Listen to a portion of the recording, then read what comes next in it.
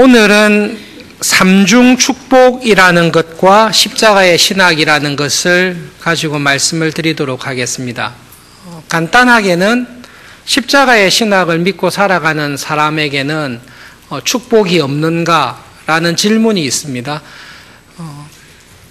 한국 교회에 크게 이렇게 영향을 끼친 것 중에 한 가지가 지금도 살아계시지만 여의도의 순복음 교회를 통해서 70년대와 80년대, 90년대 지금까지 하나님께서 주신 삼중 축복, 혹은 처음에 나왔을 때는 삼박자 축복이라는 말씀을 우리가 많이 들었습니다.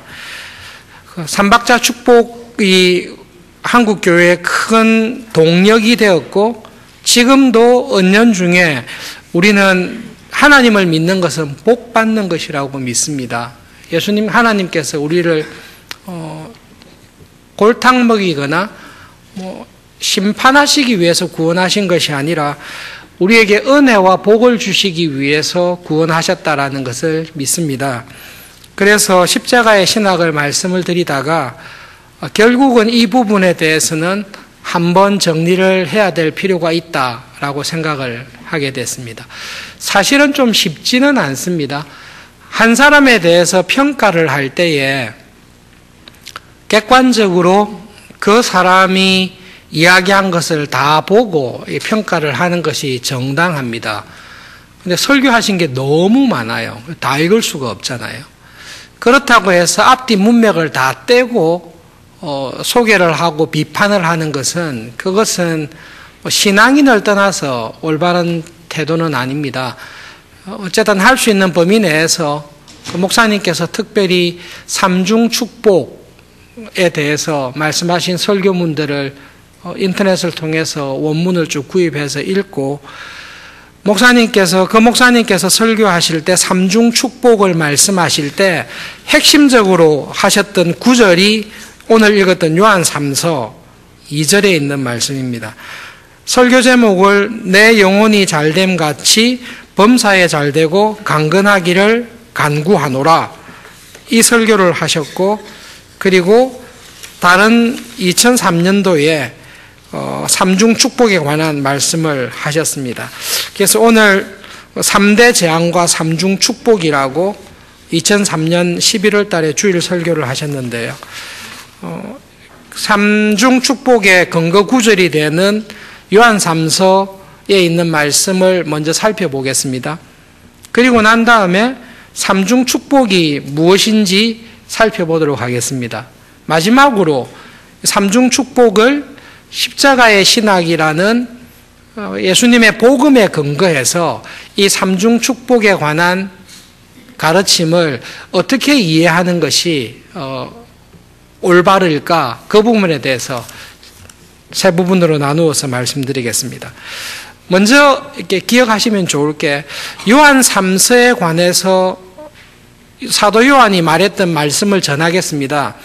그런데 요한 3서의 말씀과 삼중 축복은 사실 연결이 그렇게 되지 않습니다. 그냥 이 9절만, 2절만 딱 떼서 삼중 축복을 말씀하셨기 때문에 요한 3서의 설명을 굳이 삼중 축복과 연결시키시려면 오히려 헷갈리실 것입니다.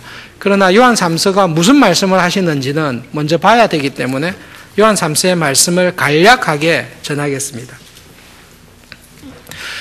예수님의 제자인 사도 요한이 초대교회 때 가정에서 교회가 다 모였습니다.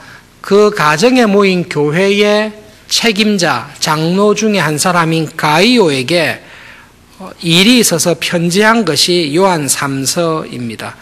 편지하면 처음에 부모님께나 친구에게 편지할 때에 건강하고 가정이 화목하고 하시는 사업 잘 되기를 바랍니다, 처음에 이렇게 안부 겸 인사를 씁니다. 그게 2절입니다. 사랑하는 자여 영혼이 잘되고 범사에 잘되고 강건하기를 바랍니다. 그 당시 편지 쓰듯이 인사를 하고, 그 다음에 본론이 3절부터 있습니다. 가이오에 대한 칭찬입니다. 칭찬의 핵심은 당신을 경험한 많은 순회 전도자들이 당신이 참 믿음으로 사는 것을 전해주었습니다. 그래서 저는 참 기쁩니다. 라는 것입니다. 가이오가 어떤 좋은 일을 했습니까? 초대교회 때 순회 전도자들이 있었습니다. 예수님의 말씀을 그대로 받고 복음을 전하지 못한, 듣지 못한 마을에 전도하는 순회 전도자들이 쭉 있었습니다. 그런데 그 순회 전도자들에게 원칙이 한 가지 있었습니다. 불신자들에게는 경제적인 지원을 받지 않는 것이 원칙입니다. 사도 바울도 복음을 전할 때 고린도나 여러 도시를 다니면서 전할 때 믿지 아니하는 사람들에게 돈을 받지 않았습니다. 그 당시 소피스트나 철학이나 다른 영지주의를 가르치면서 가르친 대가로 돈을 받는 사람들이 있었습니다. 복음을 그렇게 생각하기를 원치 않았기 때문에 이방인들 불신자들에게는 전혀 도움을 받지 않았습니다. 그러나 그곳에 있는 교회에서는 도움을 받았습니다. 교회에 대해서 예수님께서 주신 중요한 말씀이 있는데요. 마태복음 10장에 이런 말씀이 있습니다. 12제자를 파송하시면서 하신 말씀이에요. 너희를 영접하는 자는 나를 영접하는 것이고 나를 영접하는 자는 나를 보내신 하나님을 영접하는 것이다. 제자들에게 전도 여행 갈 때에 옷 2벌 가져가지도 말고 먹을 걸 많이 챙겨가지도 말고 하나님께서 공급해 주실 것을 믿고 믿음으로 가서 전도해라. 그러면 하나님께서 너희들의 일용할 것을 채워주실 거다. 그리고 각처에 흩어진 교인들에게는 이 말씀을 주셨습니다. 예수님의 복음을 전하기 위해 수고하는 사람들을 볼 때는 그들이 생전 처음 보는 사람이라 할지라도 영접하고 필요한 것을 후원해 줘라. 그렇게 했을 때 예수님의 이름으로 선지자를 영접해서 선지자가 하는 일을 도와줬을 때 그것은 선지자가 하는 일의 상급을 너희들도 받을 거다 말씀하셨습니다. 최삼열 선교사님 오후에 선교 보고하실 것입니다. 우리 교회가 파송하신 선교사님이기 때문에 우리가 당연히 더 기도하며 후원하며 관심을 기울이고 있습니다. 가이오는 생전 모르는 사람인데 복음을 전하는 사람이 자기가 있는 마을을 지나갈 때 그가 참 복음 전하는 사람인 것을 확인하면 그 사람을 재워주고 먹여주고 필요한 것을 후원해주는 일을 항상 했던 사람입니다. 그래서 사도 요한이 보냈던 순회 전도자들이 가이오의 친절과 예수님의 말씀대로 그들을 도와준 것을 요한에게 보고를 한 것입니다. 그래서 가이오라는 사람이 정말로 믿음으로 사는 좋은 장로님입니다. 그 이야기를 듣고 요한이 나는 교인들이 하나님의 말씀 안에서 살아간다는 소식을 들을 때보다 더 기쁜 일은 없습니다. 그 기쁨을 가이오에게 편지한 것입니다. 신방을 해서 교인들을 만나볼 때에 좋은 일도 있고 나쁜 일도 있고 또 기도했던 것들이 해결되는 이야기도 들을 때가 있습니다. 목회자들이 제일 기쁜 것은 취직이 되는 것, 성진이 되는 것, 자녀가 진학을 잘하게 된 것 다 기쁜 일인데 가서 봤을 때 정말로 이 부부는 이 교인은 믿음으로 살려고 애를 쓰고 있구나. 정말 믿음으로 살구나. 그것을 봤을 때는 제일 기쁩니다. 부유하든 가난하든 그거는 큰 문제가 아니고 그게 제일 기쁩니다. 사도 요한이 가이오에게 그 말을 하는 것입니다. 나는 교인들이 하나님의 말씀, 진리의 말씀대로 살아간다라는 소식을 듣는 것보다 더 기쁜 것이 없습니다. 그런데 당신이 그렇게 하나님 보시기에 칭찬받을 만한 하나님께서 합당하다고 여길 만한 그런 삶을 사니 정말로 기쁩니다. 라는 편지를 한 것입니다. 그리고 가이오가 섬기는 교회 옆에 근처에 있는 교회의 장로인 디오드레베 장로에 대해서는 문제를 지적하고 있습니다. 이 디오드레베라는 장로는 똑같은 장로인데요. 이 디오드레베는 자기가 맡고 있는 교회, 가정교회로 다 모였으니까 그 교회에서 으뜸이 되기를 좋아합니다. 자기의 영향력이 감소되는 것을 싫어하는 거예요. 사도 요한이 보낸 복음 전하는 자들이 지나가면서 디오드레베가 장로로 있는 교회에 와서 영접하면 말씀을 전하겠지요. 사도 요한이 보냈으니까.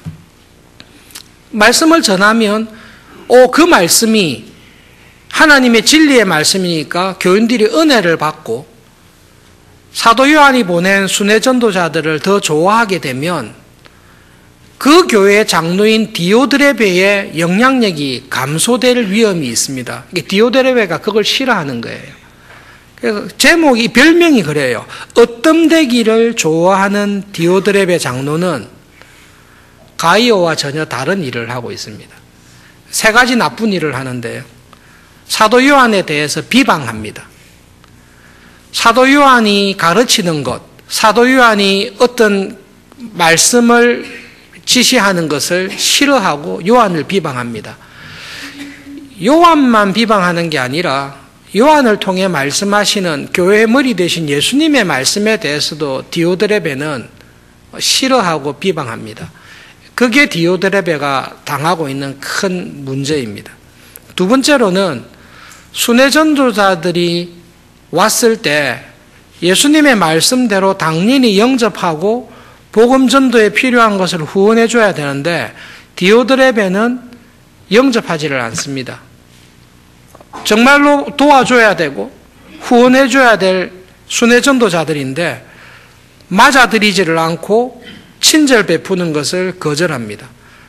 그 다음에 더 심각한 것은 디오드레베에 속한 교회의 교인 중에 순회 전도자를 맞아들이고 도와주는 사람이 있으면 교회에서 추방시켜 버렸습니다. 이 디오드레베 장로가. 그러니까 디오드레베 장로는 장로가 되고 난 이후에, 교회의 목회자, 지도자가 되고 난 이후에 하나님의 복음을 확장하는 일에는 관심이 없고 자기의 영향력을 확장하는 데만 관심이 많은 교회의 지도자입니다. 장로니까 장로일 수도 있고 목회자일 수도 있고 좌우지간 자기가 맡은 교회에 내가 으뜸이 돼야지 나의 영향력을 감소시키는 일들에 대해서는 아주 싫어합니다. 사도 요한이 말을 해도 안 듣고 또 순회 전도자들이 와서 복음을 전하는 일도 싫어하고 그 사람들을 영접하는 교인이 있는 것도 싫어해서 쫓아내고, 그래서 요한이 편지를 쓰면서 선을 행하는 사람은 하나님께로 난 하나님의 자녀입니다. 그러나 디오드레베처럼 악을 행하는 사람은 하나님을 모르는 사람입니다라는 아주 엄격한 기준을 딱 말씀합니다. 요한의 말씀을 들어보면 정말로 빠져나갈 길이 없습니다. 하나님께로 난 사람은 하나님을 사랑합니다. 하나님은 사랑이시기 때문에 하나님께로 난 사람은 이웃을 사랑합니다. 가이오가 그랬습니다. 하나님께로 나지 아니하는 사람은 하나님을 알지 못하고 하나님의 사랑을 알지 못하기 때문에 형제를 미워하는 사람입니다. 하나님께로 나지 않은 사람은 마귀에게서 난 사람입니다. 그 사이에 제3의 사람은 없습니다. 이게 사도 요한의 복음이거든요.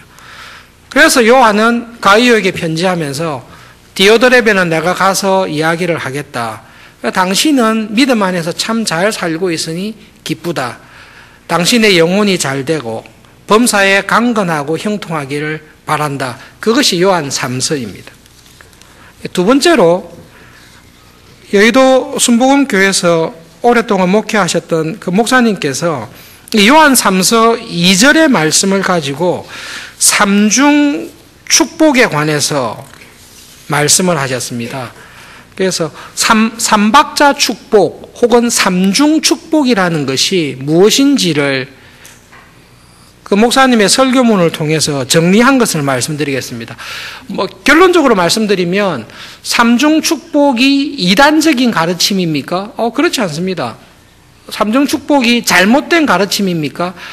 그렇지 않습니다. 이렇게 그 설교문을 계속 읽고 보다가 저도 은혜 받고 아멘, 정말로 이렇게 돼야 되겠다. 이게 맞습니다. 이게 틀리거나 이단적인 가르침은 전혀 아닙니다. 삼중 축복에 관해서 목사님께서 이렇게 말씀하셨습니다. 몇 가지 중요한 것만 이렇게 잡아가면서 삼중 축복을 통해 전하고자 하셨던 복음이 무엇인지를 살펴보겠습니다. 요한 3서 2절을 근거로 그 목사님께서 하나님께서 우리에게 주시는 복은 영적인 축복만이 아닙니다. 영적인 것만 국한되지 않고 영혼과 육체와 우리의 모든 삶에 관계되는 축복을 주십니다. 하나님의 은혜는 전인 축복입니다. 라고 말씀하셨습니다. 그렇지요. 하나님께서 우리를 구원하시고 복 주실 때 영혼만 쏙 구원하고 육체나 우리의 삶에는 관심이 없다. 이렇게 말씀하신 게 아니라 하나님의 구원은 우리의 전인적인 구원입니다. 전인적인 구원이라는 것을 설명하기 위해서 세 가지 삼중 축복을 말씀하셨어요. 첫 번째가 영적인 축복입니다. 하나님께서는 영적인 축복을 주시는데 죄로 죽었던 우리의 영혼을 살리시는 것이 영적인 축복입니다. 둘째로는 환경적인 축복을 주십니다. 죄와 타락으로 인해 에덴 동산의 아름다웠던 환경들이 다 없어지고 우리 주위에는 고통과 괴로움과 가난과 질병의 환경에 우리는 놓여 있습니다. 여기에서 고생하다가 가는데 하나님께서 우리를 구원하셨을 때는 죄와 타락으로 인한 가난과 질병과 고통과 연약함에서 하나님은 우리를 구원하셨습니다. 세 번째로는 육체의 죽음에서 구원하셨습니다. 죄와 타락이 들어와서 우리의 육체가 결국 죽게 되는데 하나님께서는 우리를 구원하셔서 영혼을 살리실 뿐만 아니라 흙으로 썩어질 육체를 다시 살리셔서 육체의 부활을 주시는 육체의 부활의 축복을 주셨습니다. 그래서 이것이 삼중으로 우리를 축복하시고 이 삼중 축복은 우리의 모든 삶에 관여되는 전인적인 축복입니다. 이렇게 말씀하셨어요. 하나님의 구원은 전인 구원입니다. 영혼을 구원하시고 환경을 구속하시고 육체를 치료하시는 구원입니다.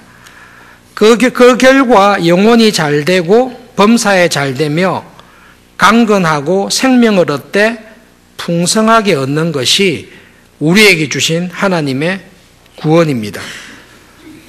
아담과 하와가 우리에게 준 재앙도 세 가지가 3대 재앙입니다. 영적인 재앙입니다. 죄로 말미암아 하나님과 관계가 단절된 영적인 재앙, 그리고 환경이 저주를 받아서 가시와 엉겅퀴를 내고 이마에 땀을 흘려야 먹고 살게 되는 가난과 저주의 생활인 환경적인 재앙이 왔습니다. 그리고 세 번째는 육체가 병들고 늙고 죽어서 영원한 지옥으로 떨어지게 되는 육체적인 재앙이 왔습니다. 그러니까 복음을 3대 재앙과 3중 축복으로 딱 복음을 설명해 주셨어요. 3대 재앙은 영혼의 죽음인 영적인 재앙, 가난과 저주의 생활, 고통이 있는 환경적인 재앙, 육체가 병들고 죽어서 지옥으로 가게 되는 육체적인 재앙. 그런데 예수님께서 오셔서 이 3대 재앙을 3대 축복으로 바꾸어 주셨습니다. 우리는 구원받은 결과 지금 이 세 가지 재앙에서 구원받아 하나님이 주시는 전인적인 축복, 세 가지 축복을 누리면서 살고 있습니다. 영혼이 살았습니다. 우리 주변의 모든 고통과 어려움의 환경을 이기면서 살아가는, 극복하는 은혜를 주셨습니다. 그리고 결국 우리의 영혼이 영원토록 사는 복을 주셨습니다. 천국은 어떤 곳이죠? 천국은 이 구원받은 우리가 지금 누리는 삼중 축복이 완성되는 곳이 천국입니다. 우리가 장차 가서 인용하면요, 장차 가서 살 천국은 오늘날 세상에서 누리는 삼중 축복이 완성된 곳입니다. 지금 이 세상에서 누리는 삼중 축복은 모형이고 그림자인데 이 삼중 축복이 완성된 곳이 천국입니다. 그러면서 이 삼중 재앙에서 구원받아 삼중 축복의 은혜를 누리며 살아가는 교인들의 삶, 신앙인들의 삶을 예화로 참 많이 주셨습니다. 그 중에 인상적이었던 예화가 실화가 이겁니다.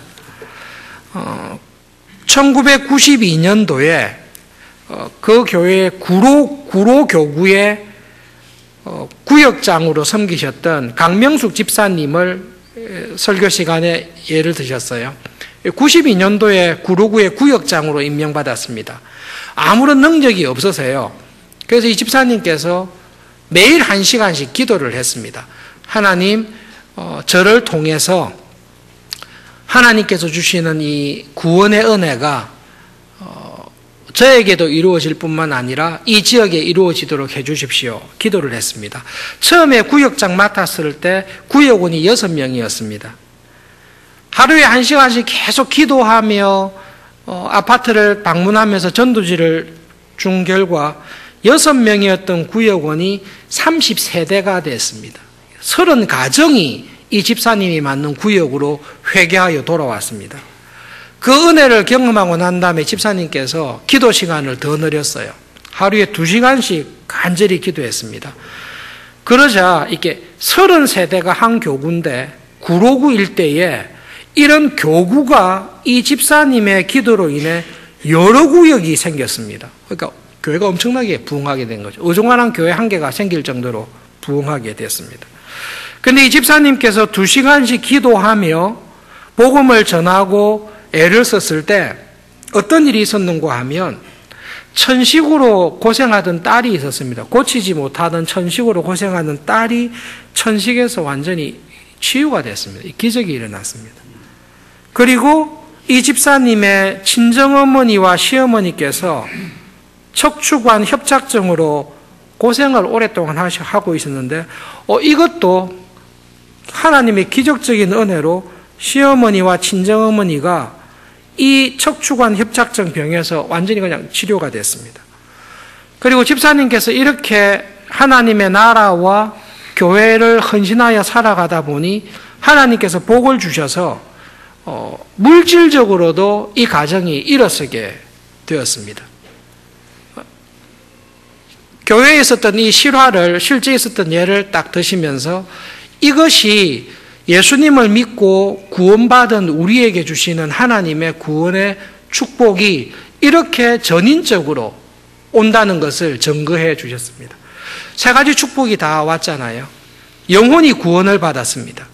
이 집사님의 영혼이 구원받았을 뿐만 아니라 이 집사님을 통해 6명이었던 구역원이 30가정이 수십 가정이 전도를 통해 하나님께로 돌아오는 영혼의 구원을 얻는 일이 이 집사님을 통해 이루어졌습니다. 가난하게 살았습니다. 그리고 병 가운데 살았습니다. 딸도 병이 있었고 부모님도 시어머님도 병이 있었고 궁핍하고 고통 중에 살았는데 기도하며 하나님의 나라와 교회를 위해 봉사하는 가운데 하나님께서 그 환경까지도 구원해 주셨습니다. 그리고 이 다른 사람을 구원하며 믿음으로 살아갈 때 집사님의 육체도 지옥으로 갈 육체가 하나님의 나라에 이르는 육체의 구원의 복을 받았습니다. 하나님께서 우리를 구원하신 것이 이렇게 전인적으로 오게 되고 이 복을 하나님께서는 주기를 원하십니다. 그것이 죄와 타락으로 3대 재앙에서 신음하던 우리들을 예수님께서 구원하셔서 죄와 사망, 죄와 비참함에서 벗어나 구원받은 우리에게 주기 원하는 전인적인 복입니다. 그것이 영혼의 복이고 환경의 복이고 육체의 복입니다. 그것을 삼중 축복으로 말씀을 전해주셨습니다. 다 읽고 난 다음에 생각을 해봤습니다. 틀린 말이 있나 생각을 해봤습니다. 틀린 말이 있습니까? 혹시 이단적이다. 저래가지고는 어떻게 복음이라고 할 수 있나? 혹시 시비 걸 거 틀린 내용이 있습니까?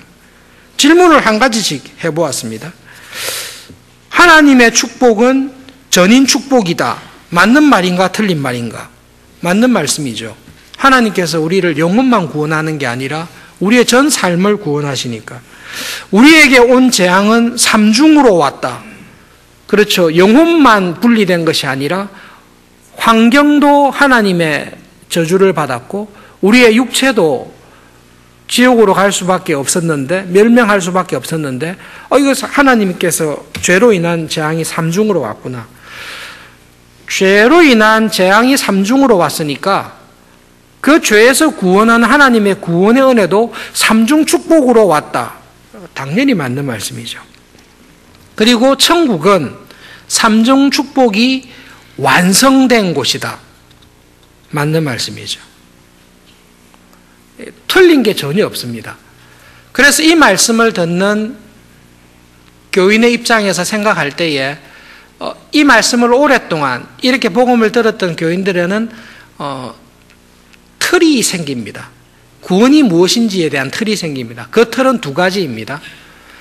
구원을 받기 전에는 죄와 타락으로 인해 3대 재앙 가운데 살고 있었습니다. 영혼도 죽고 환경도 괴롭고 육체도 죽을 수밖에 없는 재앙 가운데 살고 있었습니다. 그러나 예수님을 통해 구원해 주셨습니다. 구원받은 이후 우리의 삶은 3대 재앙에서 점점 벗어나고 이기는 것입니다. 영혼이 살되 더 풍성하게 살고 환경이 바뀌되 더 풍성하게 바뀌고 행복해지고 우리의 육체는 반드시 하나님 나라에 갈 것이라는 것이 이 구원의 핵심이 되는 것입니다. 세 번째로 이게 이제 삼중 축복에서 말씀하신 그 복이었습니다. 세 번째로는 이제 우리가 십자가의 신학을 생각해 보고 십자가의 신학에 근거해서 삼중 축복을 보셔야 됩니다. 질문이 이것입니다. 복음이 무엇입니까? 정말로 간단한 질문인데 진짜 성경 퀴즈와 같은 질문입니다. 복음이 무엇입니까? 그 복음이 무엇인지에 대해서 성경에서 명쾌하게 설명한 곳이, 간단하게 설명한 것이 고린도전서 15장입니다. 한번 찾아보시겠습니다. 신약성경 381페이지점에 가시면 복음을 딱 설명해 놓은 게 있습니다.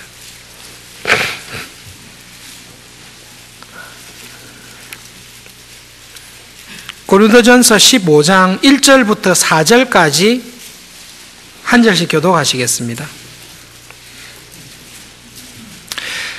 고린도전서 15장 1절부터 4절입니다. 형제들아, 내가 너희에게 전한 복음을 너희에게 알게 하노니 이는 너희가 받은 것이요 또 그 가운데 선 것이라.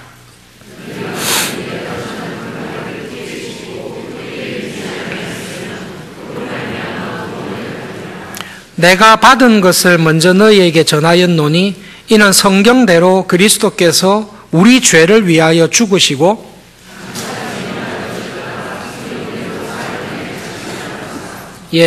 여기서 사도 바울은 자기가 전한 복음, 자기가 만드는 것이 아니라 자기도 받은 복음, 자기가 받았고 고린도 교회에 전했고 평생 전했던 복음이 무엇인지를 설명하고 있습니다. 고린도 교인들은 이 복음을 받았습니다. 이 복음을 들었고 이 복음을 믿음으로 받았고 지금도 이 복음 위에 서 있습니다. 이 복음의 내용이 무엇입니까? 3절과 4절입니다. 그것은 하나님께서 성경에서 약속하신 대로 메시아께서, 그리스도 메시아죠, 메시아인 예수님께서 우리 죄를 다 짊어지시고 십자가에서 죽으셨습니다. 그리고 우리의 모든 죄를 십자가에서 다 죽이시고 장사 지낸 바 되었다가 하나님의 능력과 은혜로 성경의 약속대로 다시 부활하셔서 예수님을 믿는 우리도 예수님과 같이 하나님의 자녀로 다시 거듭나서 새 사람으로 살아가게 해주신 이 예수님의 십자가의 구원의 은혜가 복음입니다. 그래서 성경은 복음을 뭐라고 하는가 하면 복음은 예수님입니다. 예수님이 복음입니다. 예수님이 왜 복음인가 하면 예수님께서, 하나님께서 예언하시고 약속하신 대로 아담의 타락 이후 창세기 3장 15절에 약속하신 그 하나님의 약속대로 우리의 모든 죄를 우리에게 돌리지 않았습니다. 우리의 모든 죄가 우리의 불행의 근원인데 예수님에게 이 죄를 다 돌리시고 이 죄를 예수님께서 다 갚도록 하셨습니다. 그리고 죄를 죽이시고 예수님을 다시 살리셨습니다. 그리고 예수님을 믿는 우리도 죄에 대해서 죽고 하나님에 대해서 새 사람으로 새로운 피조물로 살려주셨습니다. 그래서 우리는 지금 이 세상을 살아갈 때에 죄에 대해서 죽고 죄에서 자유하여 하나님의 자녀로 새로운 피조물로 하나님의 뜻을 따라 살아가는 하나님의 자녀가 되게 하신 것, 이것을 무엇으로 하셨습니까? 예수님의 십자가의 죽으심과 부활로 하셨습니다. 그러므로 복음은 예수님께서 하신 이 일이 복음입니다. 그리고 이 복음을 믿는 우리에게는 이런 구원의 은혜를 주셨다. 그것이 복음입니다. 그렇기 때문에 십자가의 신학에서 말하는 신앙의 기본적인 틀은 세 가지입니다. 하이델베르그 교리문답 많은 분들이 배우셨습니다. 하이델베르그 교리문답에서 말한 그 틀이 성경의 틀입니다. 세 부분으로 되어 있습니다. 하나님이 삼위일체로 계시듯이 어쨌든 세 부분으로 나눴습니다. 하이델베르그 교리문답의 일부는 죄와 비참입니다. 하나님을 떠난 우리가 죄 가운데 비참하게 살고 있는 모습이 어떤지를 보여주는 것이 하이델베르그 교리문답의 일부입니다. 죄와 비참이 구체적으로 어떻게 나옵니까? 3대 재앙으로 나옵니다. 3대 재앙이 이 죄와 비참 안에 다 들어가 있습니다. 3대 재앙뿐만 아니라 우리가 하나님을 떠나서 우리를 주인 삼아서 살아갈 때 벌어지는 모든 불행한 일들을 여기에 다 설명하고 있습니다. 그런데 2부가 있습니다. 이 죄와 비참에서 하나님께서 예수님을 통해 구원하셨습니다. 그것이 2부의 핵심입니다. 이것이 복음입니다. 이 복음의 중심에는 예수님이고 예수님이 복음입니다. 마지막 3부가 있는데요. 이 죄와 비참한 삶에서 구원하신 예수님을 믿는 구원받은 우리들이 이 세상에서 살아갈 때 어떻게 살아가야 될까? 이 구원의 은혜에 감사하는 삶이 하이델베르그 교리문답의 마지막 부분입니다. 그리고 우리가 십계명을 배웠습니다. 하나님의 뜻, 하나님의 백성이면 어떻게 살아야 될지를 자세히 가르쳐주는 십계명을 배웠습니다. 십계명이 우리의 죄를 가르쳐주는 일부에 있습니까? 십자가의 은혜를 통해 구원받은 신자가 이 땅에서 어떻게 하면 감사하게 살아야 될까를 가르치는 3부의 십계명이 있습니까? 십계명은 3부에 있습니다. 이 순서가 맞습니다. 십계명은 우리의 죄를 가르쳐주기 위해 있는 것이 아니라 십계명의 주된 목적은 죄에서 구원받은 하나님의 자녀들이 이 세상에서 어떻게 이 구원의 은혜에 감사하며 하나님의 자녀로 살아갈지를 가르치기 위해서 십계명을 주셨습니다. 원래 십계명을 주셨을 때를 생각해 보십시오. 이집트에 있을 때 구원하기 전에 이스라엘의 죄를 가르치기 위해서 십계명을 주지 않았습니다.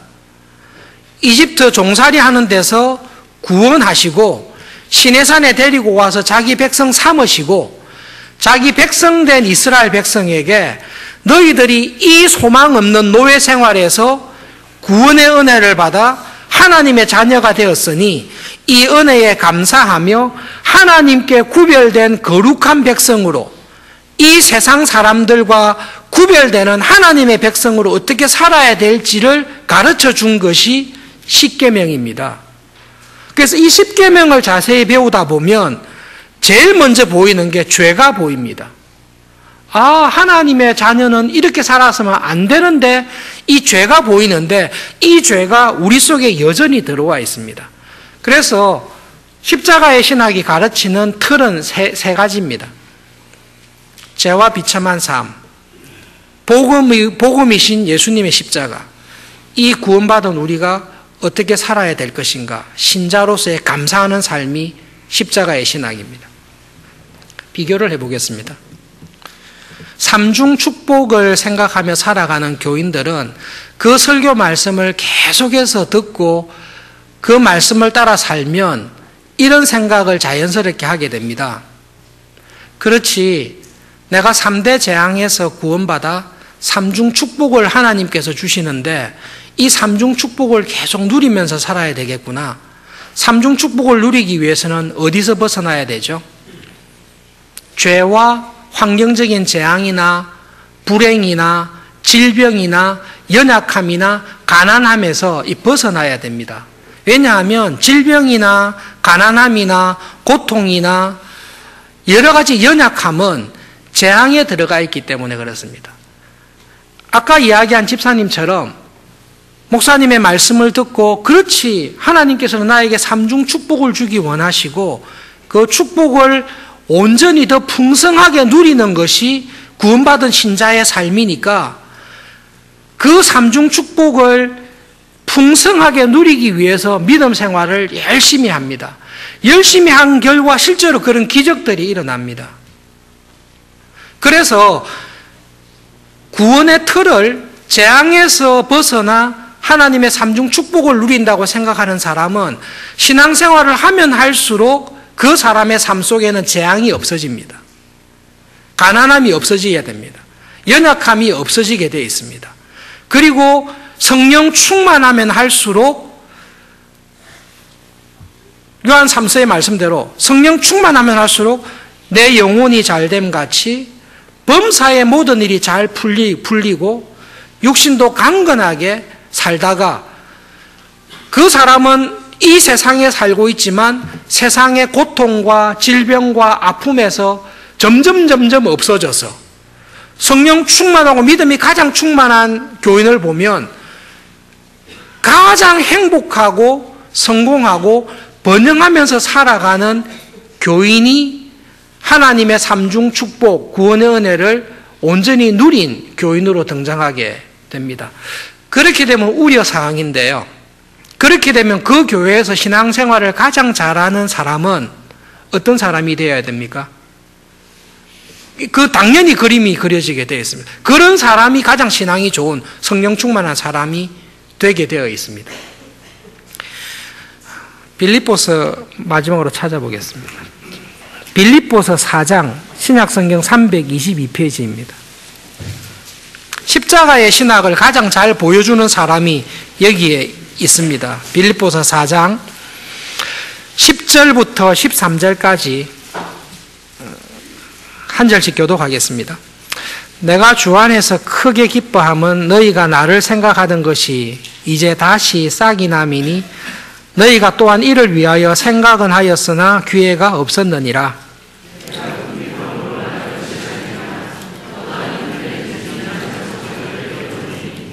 나는 비천에 처할 줄도 알고 풍부에 처할 줄도 알아 모든 일 곧 배부름과 배고픔과 풍부와 궁핍에도 처할 줄 아는 일체의 비결을 배웠노라.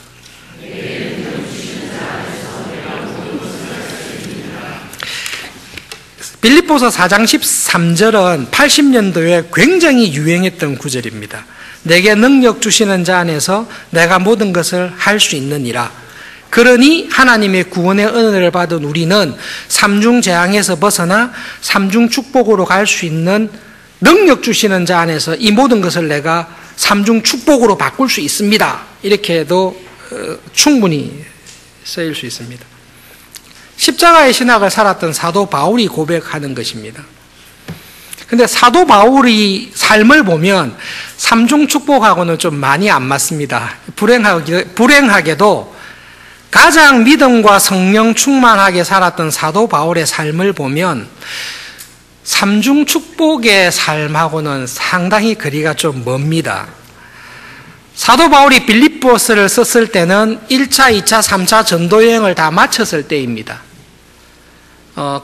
로마에 압송되어서 로마의 감옥에 갇혀 있습니다. 디모데 후서를 썼을 때의 감옥이 아닙니다. 디모데 후서 썼을 때는 감옥은 진짜로 안 좋은 감옥이었고, 빌립보서를 썼을 때는 가택에 연금되어 있는, 손님이 오면 맞이할 수 있고 자유롭게 움직일 수 있고 전도할 수 있는 가택에 연금된 상태로 2년을 있었습니다. 그때 쓴 편지가 에베소, 빌립보, 골로새서 3개의 서신인데요. 바울이 이때는 거의 인생을 거의 다 살았을 때입니다. 가택연금 2년간 있다가 풀려납니다. 풀려나서 전도 여행을 스페인까지 갔다가 로마에 화재가 일어나면서 네로가 크리스찬의 지도자들을 잡을 때 붙잡힙니다. 그래서 감옥에 가서 디모데 후서를 쓰고 이제 순교하게 되는데요. 어쨌든 빌립보서 썼을 때는 사도 바울이 이 세상에서의 모든 믿음 생활, 로마서를 비롯한 모든 서신들을 다 쓰고 신앙의 완숙한 경지에 이르렀을 때 쓴 편지입니다. 사도 바울의 편지를 보시면 내가 풍부에 처할 줄도 알고 비천에 처할 줄도 안다. 그리고 나는 어떤 형편에 처하든지 자족하기를 배웠다라고 말하고 있습니다. 사도 바울이 그 배고프고 궁핍한 가운데, 비천한 가운데 처한 것은 우리가 잘 알고 있습니다. 진짜 어렵게 지냈습니다. 직접 장막을 텐트를 만들면서 살았으니까요. 그런데 뭐 풍부하고 부유하게 있었던 적이 얼마나 있을까? 정말로 그랬나 생각이 들 정도로 풍부했던 적은 없습니다. 삼중 축복에 의하면 믿음과 신앙이 자랄수록 이런 궁핍함과 가난함에서 벗어나야 되는데, 불행하게도 사도 바울은 죽을 때까지 궁핍함과 가난함이 가까이 있었습니다. 육체의 질병에서 성령 충만하여 벗어나야 되는데, 아시다시피 사도 바울은 육체의 질병에서 벗어나기 위해 그렇게 간절히 기도했지만 하나님께서 안 들어주셨습니다. 질병을 안고 살았습니다. 그 모든 신앙 경험을 통해 사도 바울이 깨달은 게 있습니다. 자족하는 법을 배웠습니다. 자족하는 법을 배운 이유가 13절입니다. 내가 부유할 때도 있었고 가난할 때도 있었습니다. 내가 성공할 때도 있었고 실패할 때도 있었습니다. 그런데 다 경험해 보니 나에게 능력 주시는 자, 나에게 능력 주시는 하나님, 하나님의 은혜 안에서 내가 모든 것을 할 수 있었다라는 것을 배웠습니다. 여러분, 이것이 십자가의 복음입니다. 사도 바울이 발견한 영적인 비밀이 이겁니다. 내가 가난하다고 해서, 내가 연약하다고 해서, 내가 비천하고 별 볼 일 없는 사람이라고 해서 하나님께서 나를 통해 계획하시고 하나님께서 나를 통해 이루려고 하셨던 일을 내가 가난하고 궁핍하기 때문에 하나님이 못하는 경우를 본 적이 없습니다. 하나님께서 나를 통해 하나님의 계획하신 것을 이루려고 하실 때 내가 가난하든 궁핍하든 내가 비천하든 약하든 하나님은 나를 통해 하나님의 일을 하시는 것을 보았습니다. 오히려 하나님께서는 이렇게 말씀하세요. 네가 가난하고 약한 게 낫다고, 네가 가난하고 약해야 내가 은혜로 한다는 것을 너도 알고 모든 교회가 알기 때문에 차라리 너는 아프고 가난하고 약한 게 나으니까 좀 그대로 가만히 있어라, 기도하지 말고 내가 그렇게 쓰겠다라고 하나님께서 말씀하셨습니다. 바울이 그 경험을 통해 하나님에 대해 깨닫게 된 것입니다. 하나님께서는 내가 부자가 아니라고, 내가 권력이 없다고, 내가 성공하지 못했다고 나를 통해 하실 일을 방해를 받거나 못하시는 분이 아니구나, 그거를 알았습니다. 또 한 가지 사도 바울이 배운 게 있습니다. 자기가 풍부하고 성공하고 모든 일이 형통할 때가 있었습니다. 내가 지난번보다 더 건강합니다. 더 권력이 있습니다. 더 물질이 있습니다. 더 실력이 있습니다. 내가 실력이 있고 조건이 좋아졌다고 해서 하나님께서 못하셨던 일을 내 실력이 좋아져서 하나님께서 못했던 일을 하시게 되는 경우도 없다는 것을 알았습니다. 하나님을 알게 된 것입니다. 하나님께서는 내가 부유하든 가난하든, 내가 실력이 있든 실력이 부족하든, 내가 능력이 많든 능력이 적든 나를 통해 하시고자 하시는 일에 전혀 방해를 받지 아니하시는 분이라는 것을 깨달았습니다. 그러니 사도 바울이 하나님께 고백하는 것이 이겁니다. 하나님, 저는 어디 놔두셔도 좋습니다. 저를 부한 곳에 놔두셔도 감사하고 비천한 곳에 놔두셔도 감사하고, 왜냐하면 저의 구원 이후의 삶은 나를 구원하신 하나님의 은혜에 감사하며 살아가는 삶인데, 하나님의 뜻을 이루며 순종하며 사는 삶인데, 하나님께서 부하게 쓰셔서 하시려면 그렇게도 하시고, 가난하게 쓰시려고 하시면 그렇게도 하시고, 평생 아프게 쓰시려면 그렇게도 쓰시고, 평생 건강하게 쓰시려면 그렇게도 쓰시고, 하나님은 저에게, 저의 조건에 방해를 안 받으시네요. 감사합니다. 그게 십자가의 신학입니다. 그러니까 삼중 축복이 틀리진 것이 아닙니다. 그런데 삼중 축복의 신앙을 기본의 틀로 가지고 있으면 어떤 부담이 있는가 하면, 하나님께서 내가 미천하거나 실력이 없거나 IQ가 모자라거나 세상에서 별로 내세울 것이 없으면 못하시겠네, 나는 별 볼 일이 없겠네, 그렇게 오해할 수가 있습니다. 반대로 실력이 있고 명예가 있고 명성이 있고 모든 세상의 물질을 다 가지고 있으면 이것이 남보다 더 큰 은혜와 복을 받아서 나는 다른 사람들이 누리지 못하는 특별한 복을 받은 내가 잘났다라고 오해해서 오히려 그 복으로 말미암아 하나님의 사람으로 쓰임받지 못하고 이 복에 빠질 위험이 있습니다. 그것이 삼중 축복과 십자가의 신학이라는 세 가지 틀을 가지고 살아가는 교인의 차이입니다. 근데 이 차이가 굉장히 크게 나타날 수 있고 중요하기 때문에 삼중 축복을 기본의 신앙의 틀로 가지고 사시기보다는 예수님께서 말씀하신 십자가의 신학을 딱 붙들고 하나님께서 나에게 감사하며 구원의 은혜에 감사하며 살게 하셨는데 나를 부하게도 쓰시기도 하고 나를 가난하게 쓰시기도 하고 여러 방태로 나를 쓰시는데 나의 기본적인 삶의 목표는 죄에 대해서 죽는 거다. 그리고 하나님의 뜻을 이루며 살아가는 일에 헌신하는 것이다. 내가 이 싸움을 지금 하고 있는지를 항상 돌아보시는 게 그게 신앙입니다. 마귀가 예수님을 딱 시험했을 때 그걸 딱 건 겁니다. 네가 하나님의 아들로 메시아로 그렇게 하나님을 믿고 살아가면 너의 삶에는 고통과 멸시와 실패와 좌절과 어려움이 없어야 되지 않느냐. 내가 그것을 없애주겠다. 이것이 세 번째 시험입니다. 그렇지 않습니다. 하나님의 말씀을 따라 믿음으로 살아가는 사람의 특징은 죄와 끝까지 싸우는 게 특징입니다. 그리고 성령 충만하면 할수록 죄가 눈에 딱 보이는 것이 믿음으로 살아가는 삶의 특징입니다.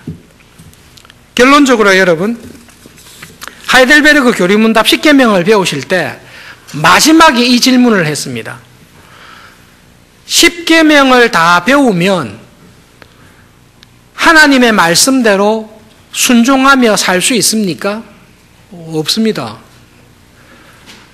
하나님의 말씀과 뜻을 배워도 순종하지 못할 10계명을 왜 이렇게 열심히 배워야 됩니까? 그게 질문입니다. 답이 그겁니다. 하나님의 말씀을 배우면 배울수록 우리에게 두 가지 은혜를 줍니다. 첫째로는 죄가 무엇인지를 보여줍니다. 두 번째로는 죄를 이기고 하나님의 은혜 안에서 죄가 있는 자리에서 하나님의 은혜와 하나님의 나라를 이루며 살아가는 은혜를 우리에게 주십니다. 죄를 어떻게 알 수 있죠? 죄는 성경을 봐야 합니다. 성경을 보시고 말씀을 배우셔야 죄를 압니다. 처음에는 예수님을 안 믿는 게 죄라고 생각했습니다. 예, 맞습니다. 그런데 말씀을 계속 배우다 보면 죄가 그 모습을 점점 드러냅니다. 설날에 다 모이셨죠? 설날에 가족들끼리 모이셔서 여러 가지 일을 하다 보면 사람들과의 관계 속에서 죄가 보입니다. 보이시죠? 전에는 몰랐는데, 저렇게 행동하는 동서나 시누이나 시댁 식구들이나 사람들을 볼 때, 저렇게 하는 것은 참 이기적이고 하나님의 형상을 닮았다기보다는 이 죄의 모습인데, 죄가 눈에 확 들어옵니다. 신앙생활을 하면 할수록, 성경을 볼수록 그 죄가 도처에 있다는 것을 깨닫습니다. 일단 내 속에 있다는 걸 알아요. 그 다음에 저 시누이 속에 있다는 걸 알아요. 며느리 속에 있다는 걸 알아요. 시부모님 속에 있다는 걸 알아요.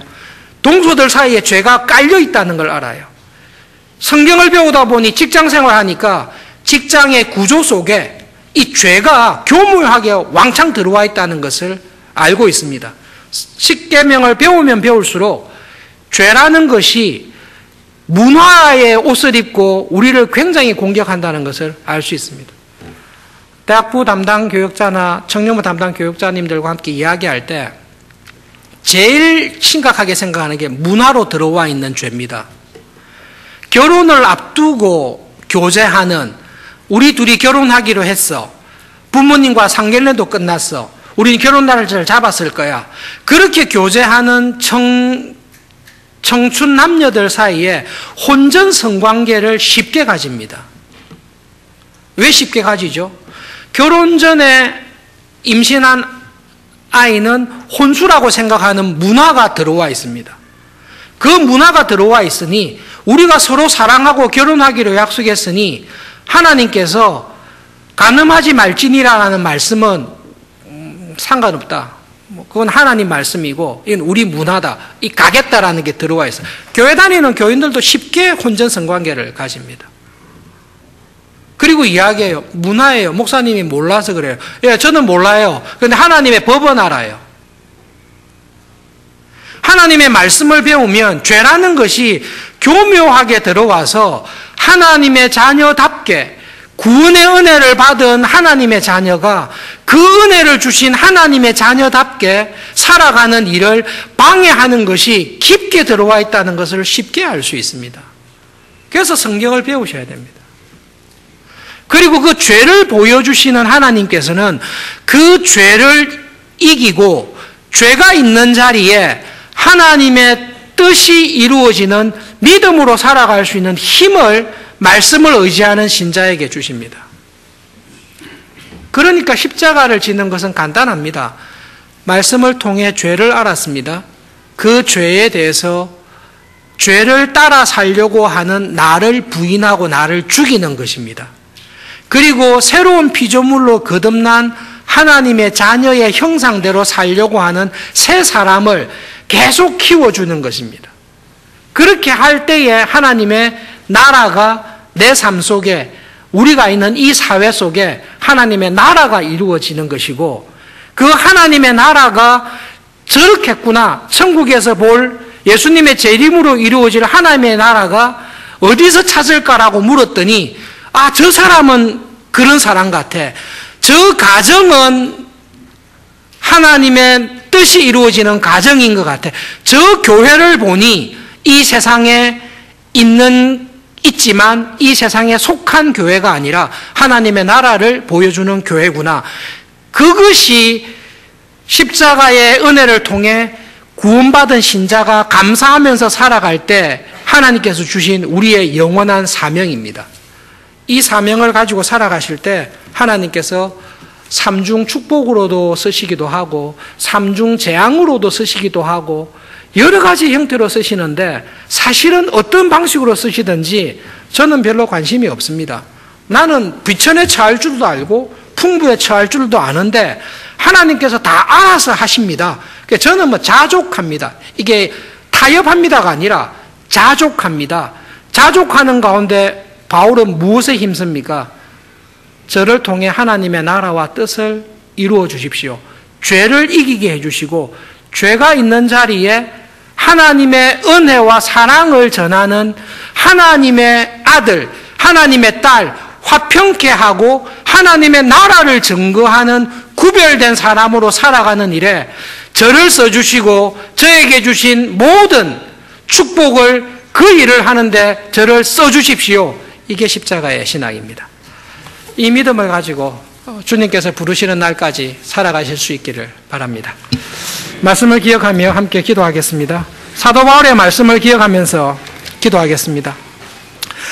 나는 풍부에 처할 줄도 알고 비천에 처할 줄도 아는 자족하는 믿음의 비결을 배웠습니다. 그리고 나의 남은 삶을 통해 나에게 능력 주시는 하나님께서 나의 남은 삶을 통해 하나님의 뜻을 이루는 일에 저의 삶을, 저에게 주신 모든 것을 사용해 주십시오. 그 은혜를 구합니다. 기도하겠습니다.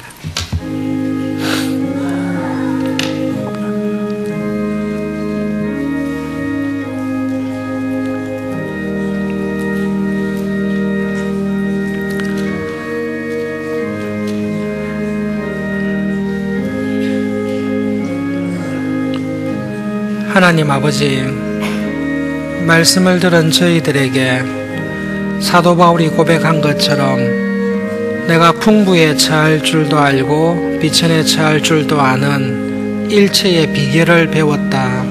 자족하며 하나님의 은혜와 능력을 믿는 그 믿음의 비결을 배웠다라고 고백하는 믿음을 주시옵소서. 하나님께서